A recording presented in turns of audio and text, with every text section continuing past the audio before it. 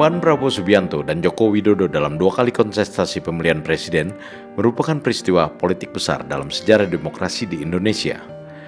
Perjumpaan yang bersejarah ini menyuguhkan beragam pelajaran penting, termasuk tentang 2 gaya kepemimpinan populis yang diakui merupakan 2 warna gaya kepemimpinan nasional yang baru dan orisinal setelah Orde Baru. Mengapa hari ini perjumpaan Prabowo Subianto dan Joko Widodo menjadi penting dipelajari? Apakah perjumpaan 2 gaya kepemimpinan itu bisa melahirkan gaya kepemimpinan nasional baru untuk bangsa Indonesia? Akankah muncul jenis kepemimpinan nasional yang benar-benar baru pada tahun 2024 mendatang? Hari ini, tanda-tanda perubahan gaya kepemimpinan tampak terlihat lebih kuat pada diri Prabowo Subianto. Kini Prabowo hadir dengan gaya kepemimpinan yang makin inklusif dan terbukti sanggup merangkul beragam golongan dan menjadikannya sebagai basis politik yang kuat. Prabowo bahkan berhasil memperkuat kehadirannya sebagai pembela rakyat kecil. Dengan berkomitmen penuh membangun ekonomi Indonesia menjadi kekuatan ekonomi global, Prabowo tetap bertekad akan terus memakmurkan mayoritas rakyat. Di sisi lain, gaya kepemimpinan populis Jokowi kerap menuai kritik. Meski jenis kepemimpinan populis ala Jokowi masih sempat mendapat apresiasi publik, tetapi tetap menyisakan pertanyaan tentang seberapa kuat agenda reformasi bisa dijalankan.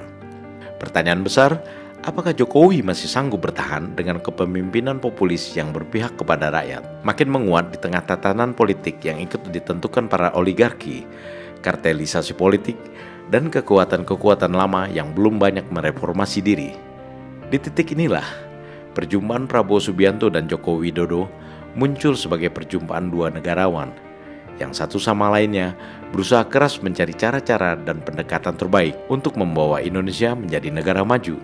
Baik Prabowo maupun Jokowi sebenarnya bekerja dalam kondisi yang tidak jauh berbeda, terutama dalam menghadapi kuatnya aspirasi rakyat yang meminta agar Indonesia menjadi negara yang makin maju, makin makmur, dan makin demokratis, serta memiliki kedaulatan ekonomi yang kuat.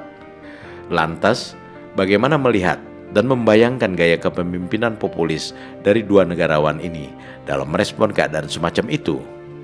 Pertanyaan itu masih bisa diperluas lagi.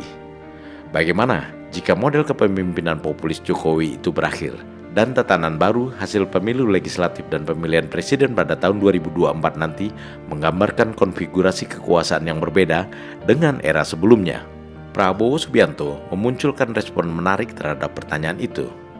Di antaranya adalah gaya kepemimpinan populis Prabowo terlihat mengalami transformasi besar, terutama jika dilihat dari pergeseran dalam strategi menghadapi kekuatan-kekuatan ekonomi dan militer global.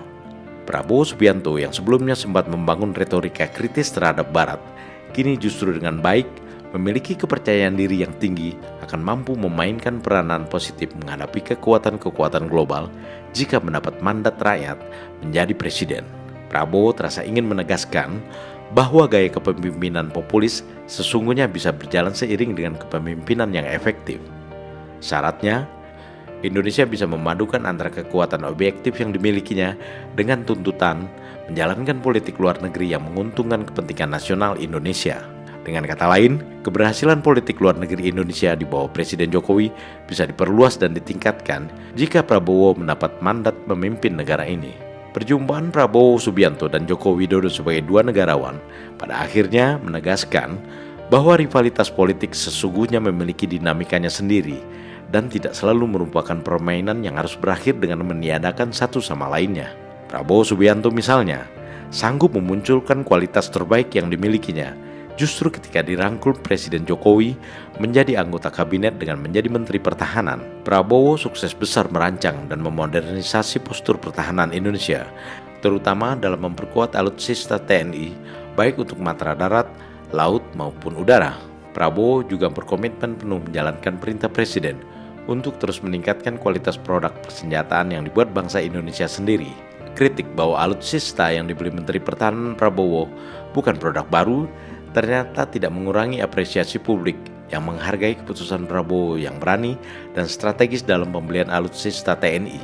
Ini semua membuktikan bahwa konsepsi dan gaya kepemimpinan populis yang berbeda antara Prabowo dan Jokowi ternyata tidak menutup kemungkinan terjadinya praktik yang paralel dalam menjalankan kebijakan pemerintahan. Kisah sukses Prabowo menjalankan tugas yang dipercayakan Presiden Jokowi menjadi Menteri Pertahanan menjawab dengan jelas tentang kepentingan yang sepenuhnya bisa sejalan antara Presiden dan Menteri Pertahanan dalam urusan membangun pertahanan negara. Kepentingan yang sama juga bisa terjadi dalam dimensi yang lebih luas, terutama di wilayah ekonomi, sosial, dan budaya. Visi Prabowo yang luas dan maju untuk memimpin Indonesia dengan menjadikan Indonesia bangkit menjadi negara dengan kekuatan politik, ekonomi, dan militer yang disegani di dunia, hari ini menjadi harapan kuat masyarakat Indonesia.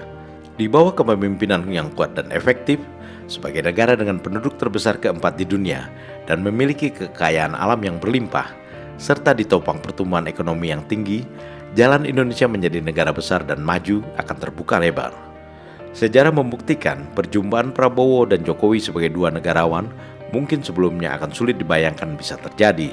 Prabowo Subianto sebagai politisi tangguh, cerdas dan berkarakter kuat membuktikan memiliki hati yang besar saat mengakui bahwa dirinya memiliki prinsip-prinsip yang sama ketika menerima penugasan Presiden Jokowi menjadi Menteri Pertahanan. Bagi Prabowo, demi Pancasila, demi NKRI, demi kepentingan rakyat dan kepentingan nasional, perjumpaan dengan Jokowi justru meyakinkan Prabowo bahwa visi yang diusungnya untuk membangun negara ini mendapat dukungan rakyat dan akan dibenarkan oleh sejarah. Rival dalam suatu kompetisi, ya kan? Apakah rival dalam suatu kompetisi itu harus jadi lawan? Coba kita ingat waktu kita di sekolah, kita ikut adu lari. Ada yang menang, ada yang kalah. Oke, lo dapat piala. Hah, bener nggak? Iya bener. Gue main sepak bola, tim gue kalah. Ya udah. Apa kita gebuk-gebukan? Ya itu adalah menurut saya IQ yang sangat rendah gitu. Bener nggak? Iya kan? Jadi satu, beliau ingin jadi presiden. Gue ingin jadi presiden. Dia mau jadi presiden untuk apa? Kan untuk mengabdi. Iya betul. Untuk berbakti. Untuk apa? Untuk Indonesia kan? Ya. Saya juga begitu. Tujuan sama, mungkin caranya beda lah. Saya juga mau berbakti untuk Indonesia.